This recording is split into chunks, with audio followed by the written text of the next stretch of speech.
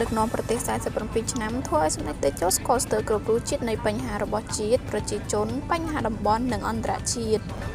ការដឹកនាំកម្ពុជារយៈពេល47ឆ្នាំរបស់សម្ដេចតេជោហ៊ុនសែនដែលបាននាំមកនូវសន្តិភាពការរួបរวมនិងការអភិវឌ្ឍដោយសពថ្ងៃ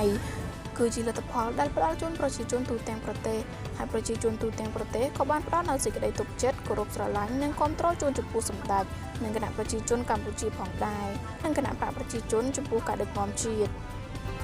សម្ដេចតេជោហ៊ុនសែនប្រធានព្រឹទ្ធសភាយប់ថ្ងៃទី13មករាបានបង្ហោះសារបញ្ជាក់ពីខួប41ឆ្នាំចូលកាន់កាប់តំណែងនាយករដ្ឋមន្ត្រី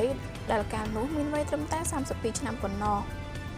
សម្ដេចតេជោបានបង្ហោះសារយ៉ាងដូចនេះថាស្ទើរតែភ្លេចថ្ងៃនេះគឺជាខួបលើកទី41ឆ្នាំនៃការកាន់តំណែងជានាយករដ្ឋមន្ត្រីរបស់ខ្ញុំ14មករា1985ដល់14មករា2026ពេលនោះជានាយករដ្ឋមន្ត្រីដែលមានវ័យក្មេងជាងគេក្នុងពិភពលោកក្នុងវ័យ32ឆ្នាំបន្ទាប់ពីការតំណែងជាមន្ត្រីក្រសួងការបរទេសខែមករាឆ្នាំ1979ក្នុងវ័យ27ឆ្នាំនិងជាឧបនាយករដ្ឋមន្ត្រីក្រសួងការបរទេសខែមិថុនាក្នុងឆ្នាំ1981ក្នុងវ័យ29ឆ្នាំ